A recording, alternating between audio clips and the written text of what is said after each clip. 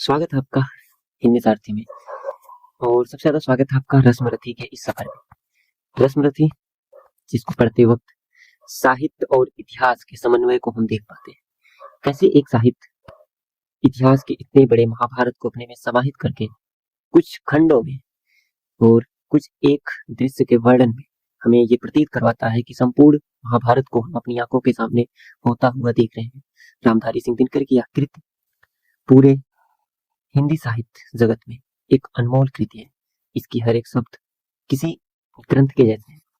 कुछ खंडों में लिखी गई यह कविता संपूर्ण महाभारत को अपने में समाहित करती है। तो हम इसके सफर को शुरू करेंगे प्रथम सर्ग के प्रथम भाग से और कोशिश करेंगे कि इसके अंतिम सर्ग और अंतिम भाग तक की सफर को ले जा सकें। अगर ये नहीं हो पाता है तो भी हम इसमें से जो खंड मुझे सबसे ज्यादा पसंद है उनको मैं लाने की कोशिश करूंगा। फिलहाल हम शुरू से शुरू करेंगे। तो चलिए पढ़ते हैं कविता को। जय हो जग में चले जहां भी नमन पुनीत अनल को, जिस नर में भी बसे हमारा नमन तेज को बल को। किस वृंत में पर खिले विपिन में पर नमस्य है फूल, सुधि खोजते नहीं गुणों का आदि शक्ति का मूल। ऊंच नीच का भेद न माने वहां श्रेष्ठ ज्ञानी है, ऊंच नीच का भेद न माने वही श्रेष्ठ ज्ञानी है। दया धर्म जिसमें हो सबसे वही पूज्य प्राणी है। छत्री वही भरी हो जिसमें निर्भयता की आग, सबसे श्रेष्ठ वही ब्राह्मण है हो जिसमें तप त्याग। तेजस्वी सम्मान खोजते नहीं गोत्र बतला के, पाते हैं जग में प्रशस्ति अपना कर्तव्य दिखला के। हीन मूल की ओर देख जग गलत कहे या ठीक, वीर खींच कर ही रहते हैं इतिहासों में लीक। उसके पिता सूर्य थे, माता कुंती सती कुमारी, उसका पालन हुआ धरा पर बहती हुई पटारी। उसका पालना सूत वंश में पला चका भी नहीं जननी का चीर, निकला कर्ण सभी युगों में तब भी अद्भुत वीर। तन से समर शूर मन से भावुक स्वभाव से दानी, और जाति गोत्र का नहीं सील का पौरुष का अभिमानी।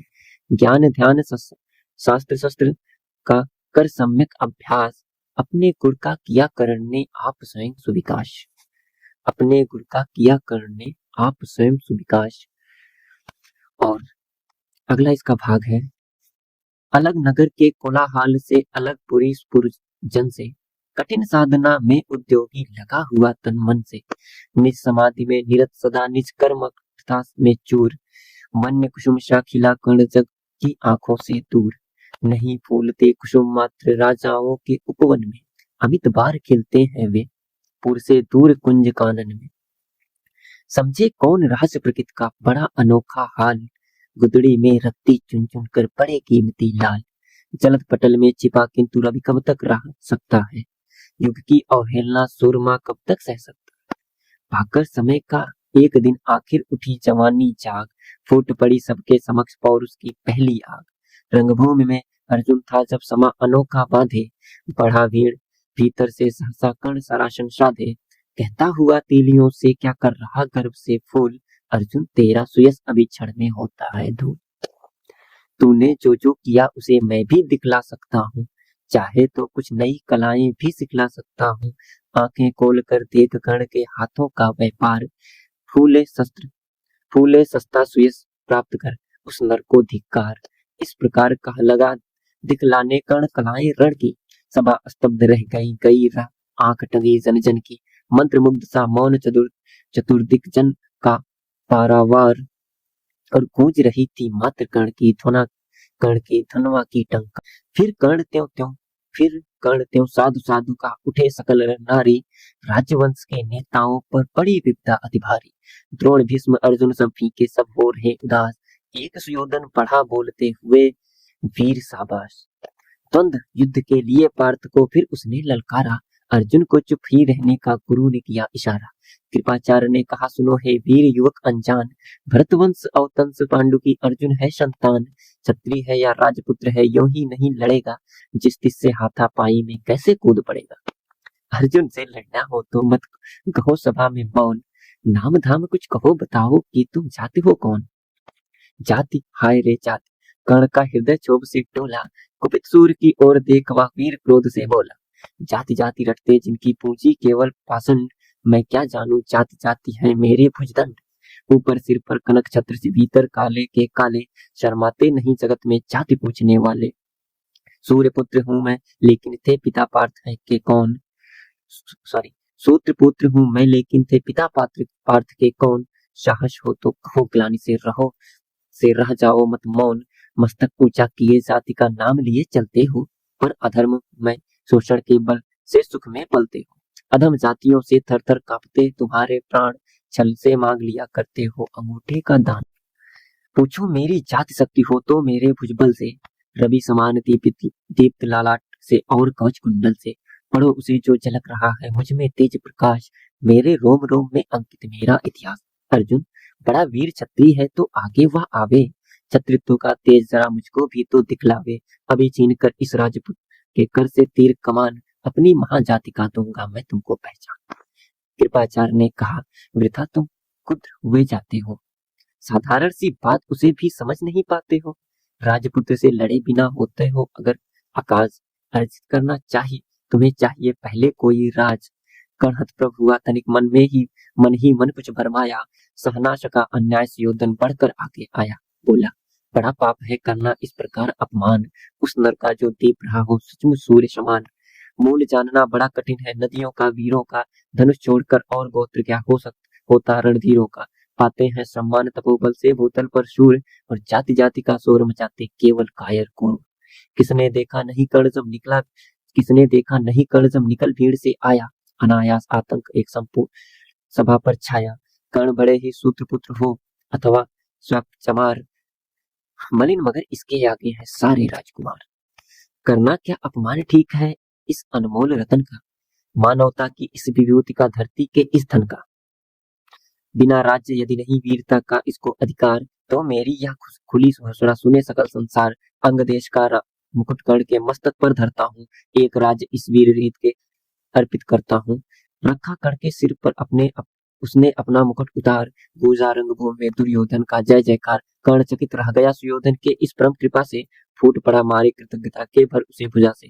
दुर्योधन ने हृदय लगाकर कहा, बंधु हो शांत, मेरे इस क्षुद्रोपहार को क्यों होता उद्भ्रांत।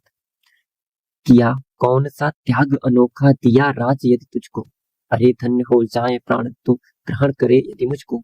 कर्ण और गल गया, हाय मुझ पर भी इतना स्नेह, वीर बंधु हम हुए आज से एक प्राण तोते हैं। भरी सभा के बीच आज तूने जो मान दिया है, पहले पहल मुझे जीवन में जो उत्थान दिया है, और ऋण भला होऊंगा उससे चुका कौन सा दाम। कृपा करें दिन मान की आऊं तेरे कोई काम। घेर खड़े हो गए कर्ण को मुदित मुग्ध पुरवासी, होते ही हैं लोग सूरता पूजन के अभिलाषी। चाहे जो भी कहें द्वेष ईर्षा मिथ्या अभिमान, जनता निज आराध्य वीर को पर लेती पहचान। पूजने कर्ण को कुमकुम और कमल से, रंग भूमि भर गई चतुर्दिक पुल कल से। विनय पूर्ण प्रतिबंधन में जो झुका कर्ण सविशेष, जनता विकल पुकार उठी जय महाराज अंगेश तीर सा लगा हृदय में जाके। विफल क्रोध में कहा भीम ने और नहीं कुछ पाके, हाय की छड़ पूछ आज तक रहा यही तो काज। सूत पुत्र किस तरह चला पाएगा कोई राज। दुर्योधन ने कहा, भीम झूठे बक बक करते हो, कहलाते धर्मज्ञ द्वेष का विस्मय मन धरते हो। बड़े वंश से क्या होता है खोटे हो यदि काम, नर का गुण उज्जवल चरित्र है नहीं वंश धनधान। सचमुच ही तो कहा कर्ण ने, तुम ही कौन हो बोलो, जन्मे थे किस तरह ज्ञात हो तो रहस्य या खोलो।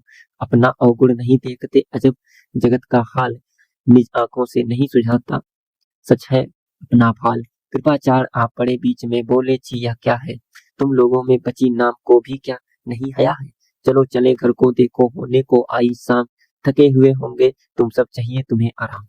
रंगभूमि से चले सभी पूर्ववासी मोद मनाते, कोई कर्ण पार्थ का कोई गुण आपस में गाते। सबसे आगे चले अर्जुन को लिए गुरु द्रोण, कहते हुए पार्थ पहुंचा, या राहु नया फिर कौन, जन्मे नहीं जगत में अर्जुन कोई प्रतिबल तेरा। टंगा रहा है एक इसी पर ध्यान आज तक मेरा, एक लब से लिया अंगूठा कड़ी न मुख से आ, रखना चाहता हूँ निष्कंटक बेटा तेरी राह। मगर आज जो कुछ देखा उससे धीरज हिलता है, मुझे कर्ण में चरम वीरता का लक्षण मिलता है। बढ़ता गया अगर निष्कंटक यह उद्भट भट अर्जुन तेरे लिए कभी हो सकता है, सोच रहा हूँ क्या उपाय मैं इसके साथ करूंगा। इस प्रचंडतम धूमकेतु को का कैसे तेज हरूंगा। शिष्य बनाऊंगा न कर्ण को, यह निश्चित है बात। रखना ध्यान विकट प्रतिभट का, पर तू भी के तात। रंगभूमि से लिए कर्ण को कौरव वंश बजाते शंख बजाते, चले झूमते हुए खुशी से गाते मौज मनाते। कंचन के युग शैल शिखर सम सुगठित सुगर स्वर्ण, गलबाही दे चले परस्पर दुर्योधन और कर्ण। बड़ी दीप्ति के साथ सूर्य शीतल अस्ताचल, यह निश्चित है बात। रखना ध्यान विकट प्रतिभट का, पर तू भी के तात। रंगभूमि से लिए कर्ण को कौरव वंश बजाते शंख बजाते, चलिए झूमते हुए खुशी से गाते मौज मनाते। कंचन के युग शैल शिखर सम सुगठित सुगर स्वर्ण, गलबाही दे चले परस्पर दुर्योधन और कर्ण। बड़ी दीप्ति के साथ सूर्य शीतल अस्ताचल अस्त अंचल पर से धूम चूम रहे थे अंग पुत्र का स्निग्ध कोमल कर से। आज न था प्रिय उन्हें दिवस का समय सिद्ध अवसान, विरम गया क्षण एक क्षितिज पर गति को छोड़े विमान। और हाय रनिवास चला वापस जब राजभवन को, सबके पीछे चली एक विकला मत्सोसती मन को। उजड़ गए हो स्वप्न की जैसे हार गई हो दाव, नहीं उठाए भी उठते थे कुंती के पांव। ये था रसमती का प्रथम सर्ग, और इसी के साथ हमने प्रथम सर्ग को पढ़ा कैसे कर्ण उस सभा में आता है और अर्जुन को युद्ध में ललकारते हुए उसको ऐसा हराता है कि वहां पे उपस्थित द्रोण, कृपाचार्य, हर कोई आश्चर्यचकित रह जाता है। कृपाचार्य जो चाहते थे कि गुरु द्रोण जो चाहते थे कि अर्जुन का जो पूरा समय है, जो पूरा जीवन है, एक महान योद्धा के रूप में बीते, उसके सामने कोई भी उसको हराने वाला ना हो। पर कर्ण की ऐसी वीरता देखकर वहां उपस्थित हर किसी के मन में एक शंका उत्पन्न हो चुकी थी, और साथ ही दुर्योधन के उस मित्रता और उस मित्रत्व भाव की भी चर्चा होती है, जहां पर उसने बिना कुछ सोचे बिना कुछ जाने कर्ण को अपना वो सब कुछ दिया जो वो उस वक्त वो संसार कर्ण को नहीं दे पा रहा था, केवल इसलिए क्योंकि कर्ण की योग्यता नहीं, उसकी जाति देखी जा रही थी।